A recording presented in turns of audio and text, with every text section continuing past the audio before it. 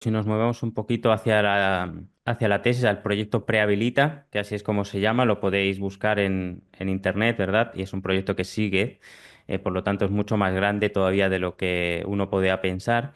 Eh, Algo que podíamos preguntarnos antes de entrar en mucho detalle es ¿por qué combinar neuromodulación con la terapia intensiva precirugía? ¿Por qué interesa o os interesaba a vosotros esa combinación y ese abordaje? ¿Cuál era el problema que os encontrabais para solucionar? Es una demanda estupenda porque siempre me gusta empezar desde el problema clínico, porque desde el problema clínico ya tu mente se abre a desarrollar, digamos, la solución. El problema clínico que queremos abordar es este, que a la hora de, digamos, que el éxito, la supervivencia del paciente depende de la paciente con tumor cerebral, depende del éxito de la neurocirugía.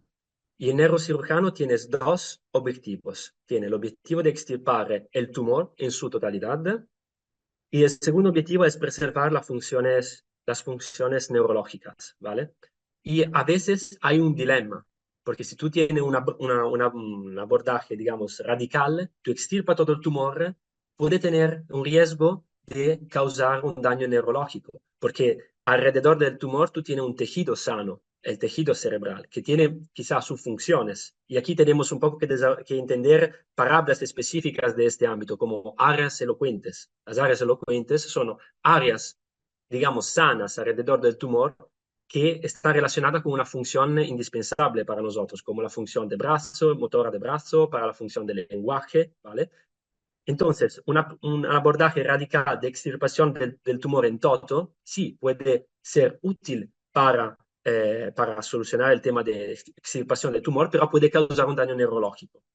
La otra opción es ser más conservativos, extirpar solamente una porción del tumor, quizá la porción central del tumor. En este caso, tú no causa un daño neurológico, pero deja del tejido tumoral adentro del cerebro y entonces tiene un riesgo de desarrollar un nuevo crecimiento del tumor en poco tiempo.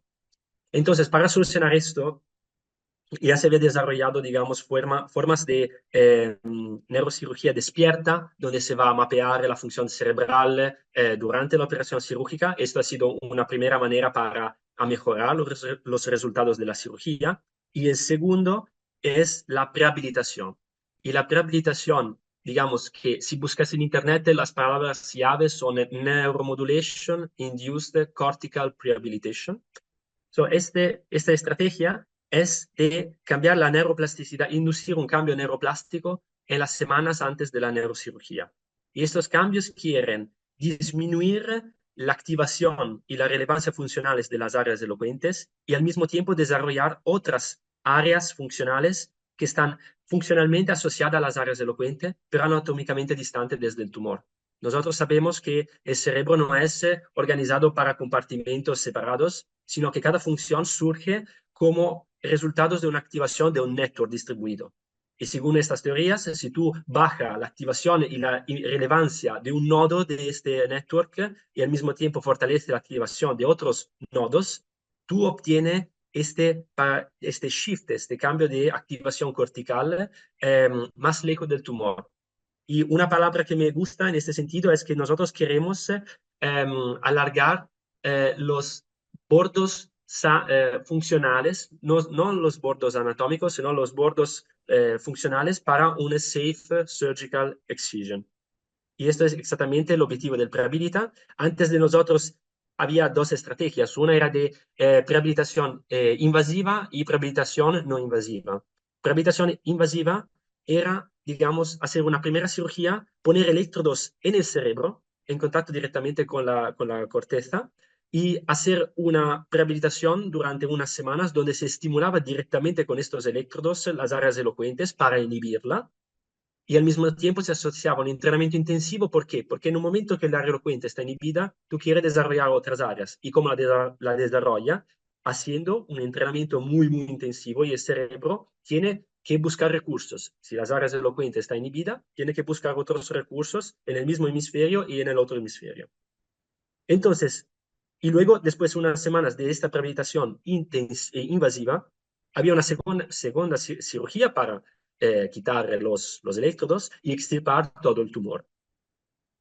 La ventaja de este abordaje es que ha sido muy eficaz, muy efectivo, pero estuvo asociado a eventos adversos. Por ejemplo, el facto que con la primera cirugía había hematomas, osteomielitis, seizures, muchos problemas, porque era una metodología invasiva.